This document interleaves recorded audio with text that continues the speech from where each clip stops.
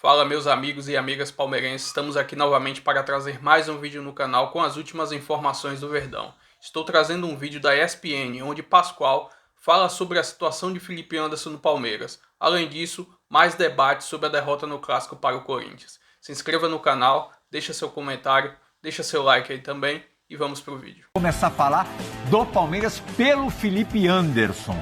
Rumores saíram por aí de que o Felipe Anderson estaria descontente com a sua situação do Palmeiras, jogando pouco e tal. Lembrando que ele também voltou de lesão há pouco tempo, né?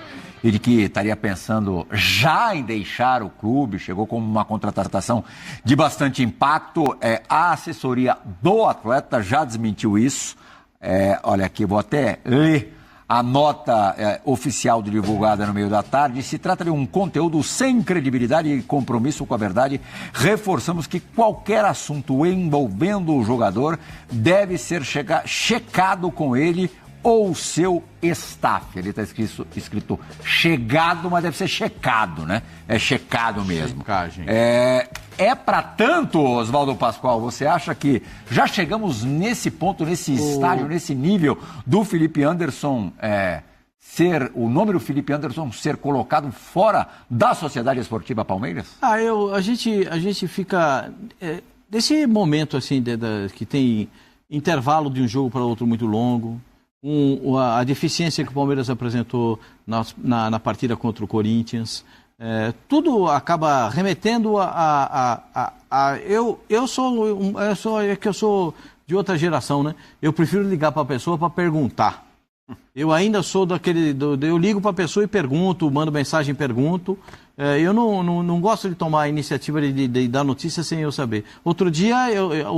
Hoje, eu li que o goleiro do Palmeiras também está saindo do Palmeiras. O Everton? O Everton está saindo do Palmeiras. Que o Felipe Anderson está descontente no Palmeiras. O Felipe Anderson deve estar descontente mesmo, porque ele não tem jogado nada, ele tem jogado mal quando ele entra. Ele deve estar descontente com ele mesmo. Ele não produziu no Palmeiras o que a gente esperava que ele pudesse produzir, como ele jogava no futebol italiano. Quando você tem uma expectativa de ver um jogador que tem a qualidade que ele tinha. Poxa, na Lazio ele gastava a bola, eu estou errado, Jean? Não, tá você vê todo o jogo do campeonato italiano. Eu vejo menos que você. Mas ele gastava a bola todo o jogo. Jogando aberto pela esquerda, jogando aberto pela direita. Onde mandava jogar, ele por dentro. Onde mandava jogar, ele jogava. O Palmeiras não reproduziu esse mesmo futebol. Mas aí eu tenho um entendimento. Porque ele chegou sem ter a mesma forma física dos outros. E aí ele tem que se enquadrar no trabalho físico para poder recuperar. Teve uma lesão. Se esperava que ele pudesse voltar nessa temporada, bem, não conseguiu ainda voltar bem. Teve? Pubis. Teve no Pubis. E agora a recuperação dele está perfeita e ele não está conseguindo jogar ainda no mesmo nível que a gente imagina. É só isso. Tem o gramado lá, viu, Pascoal? Como é que é? É aquele gramado. Lá vamos nós com o gramado. Não, Pubis. Não, eu acho engraçado. Posso fazer uma coisa? Os caras não gostam de jogar no gramado artificial. Mas quando vão jogar no showball, outras coisas, depois de parar... Eles jogam no showball, eles param de jogar. Aí eles param de jogar, eles vão jogar no gramado artificial. Eu também tenho coisa que eu não consigo entender.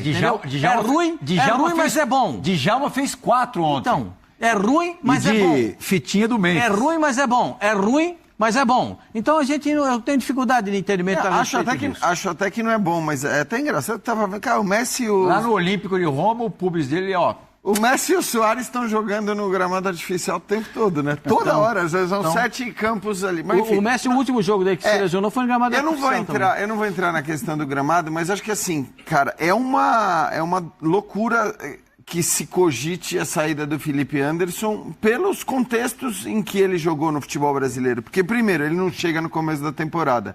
Ele chega depois de uma temporada em que ele atuou todos os jogos no campeonato italiano praticamente. Acho que foi o cara com a maior minutagem entre os jogadores da Lazio na temporada anterior. Tanto que o Palmeiras até atrasa um pouquinho o começo de temporada dele, que poderia ser antes, mas não, precisa dar uns dias, precisa dar umas férias para ele, porque senão vai ser complicado. Começa num meio para final de temporada a jogar no Brasil e muita gente já esperando que o cara fizesse toda a diferença do mundo. Acho que era normal que ele não rendesse na temporada passada o que ele pode render.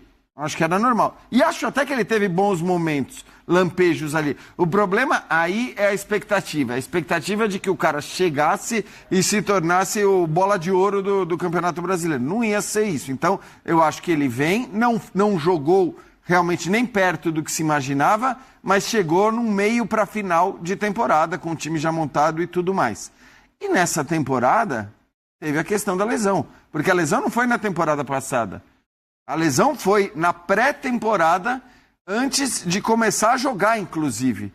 Então, assim, não foi nem no Allianz que ele se machucou, para a questão do gramado artificial e tudo mais. Ele se machuca antes de começar a jogar, antes da temporada começar, e aí tá entrando aos poucos. Então, assim, claro que a insatisfação dele pode até existir.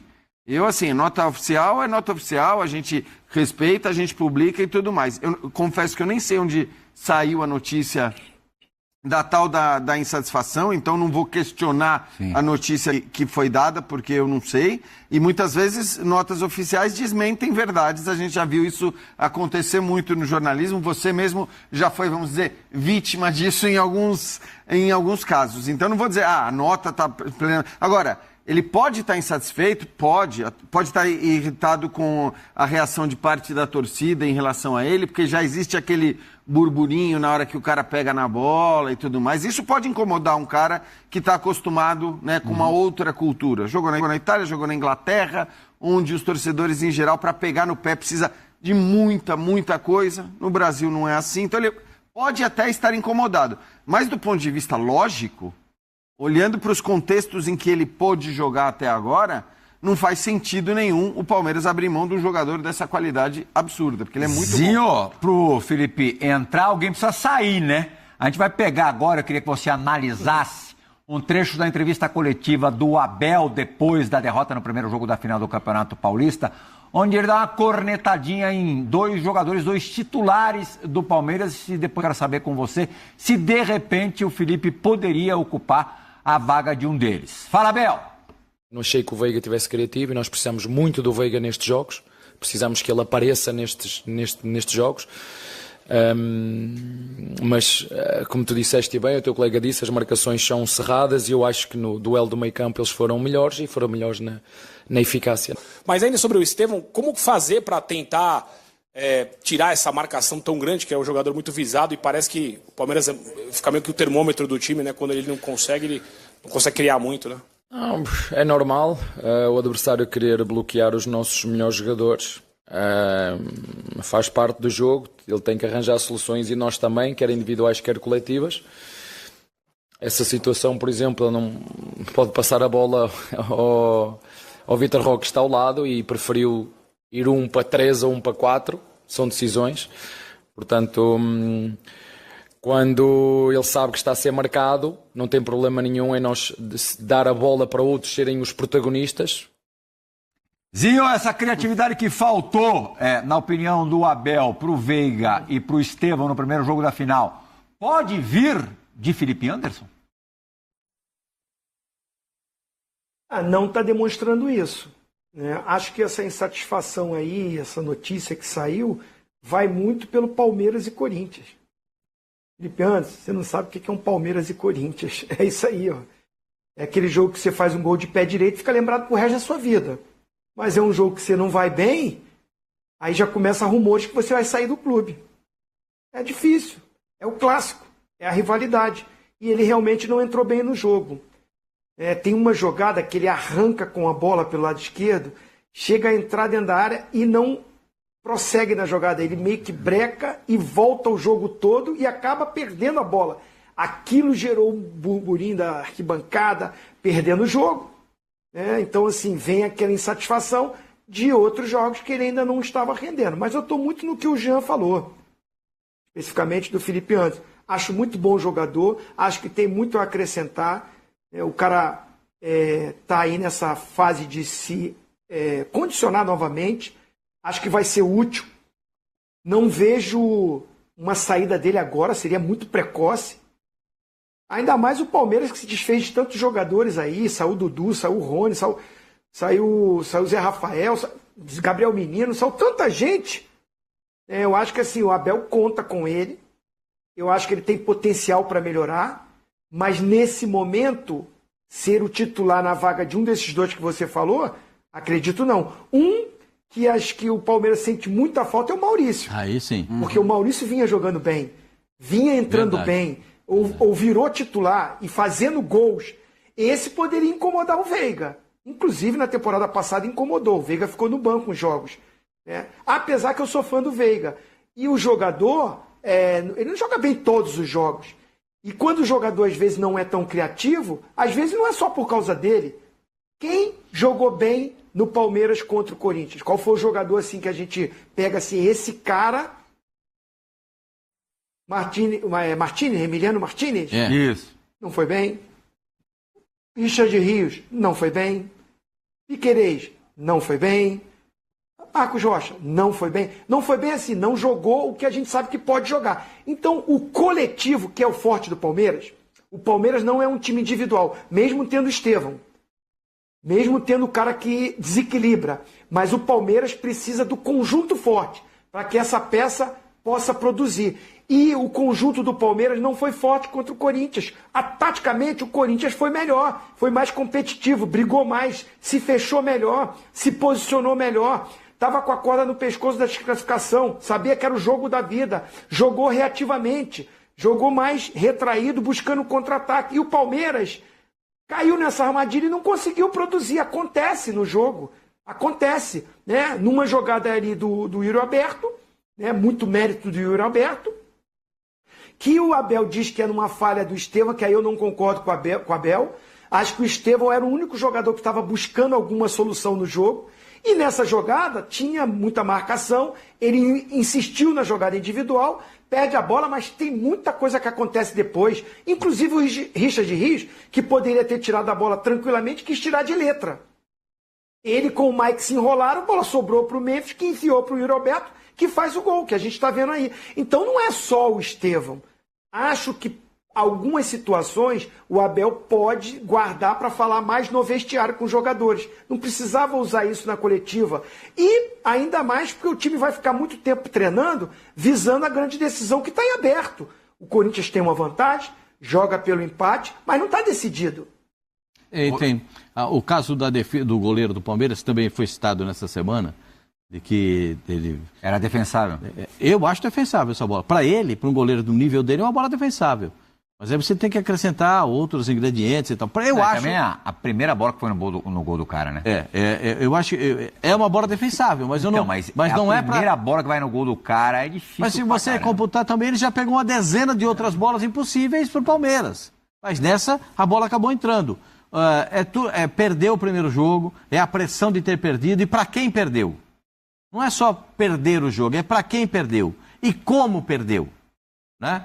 Porque o Palmeiras não brilhou. O Corinthians entrou com uma proposta e o Palmeiras não conseguiu brilhar. Né? Nem o Vitor Roque conseguiu jogar o que se esperava dele. Mas eu acho muito cedo você cobrar do Vitor Roque. Segundo jogo. Quando eu acho muito... Não, mas já tinha gente enchendo o saco do Vitor Roque no final de semana. Segundo jogo, cara. Mas é claro, se você passar lá... Aí vai ser difícil alguém dar certo. Se você passar lá na turma do amendoim, dos caras que eu conheço ali, eu conheço todos eles da turma do amendoim. Não, o Richard Rios, os caras estavam tratando como se fosse um qualquer. Não, o Richard Rios, ele falha nesse lance, e ele falhou num lance semelhante já ao longo do campeonato. E aí veio a reclamação do torcedor, que essa é uma bola para chutar na arquibancada. O torcedor pede isso. Essa é a bola de quebrar na arquibancada. Por quê? Porque é um jogo de Palmeiras e Corinthians. É um jogo de Palmeiras e Corinthians. Então, cria-se todo esse negócio. Mas vai da quinta-feira, na outra semana, até quinta-feira da outra semana, tem muita coisa pra gente falar. A culpa já foi do zagueiro, a culpa já foi do goleiro, então, a culpa já foi do... Micael, eu acho que ele, de repente, foi alçado a uma condição no time do Palmeiras que ele ainda não fez por merecer. E ele ali, ele dá espaço pro Yuri finalizar. Por necessidade, né? O Gustavo provavelmente não tem teria condições de sido jogar. titular ontem. Eu acho que, assim, primeiro que em relação a essas insatisfações, de fato, eu acho uma insanidade e muitas vezes acho que isso é padrão no futebol brasileiro. Eu escutei ontem no domingo, Depois do jogo, já a gente fala, o Vitor Roque não é isso tudo, pelo amor de Deus. Não, eu acho que assim, obviamente, isso é um padrão no futebol brasileiro de você exigir que os jogadores em 2 semanas estejam voando, o cara acabou de chegar, não interessa da onde chegou, como chegou, em que condição está jogando, você quer que eu...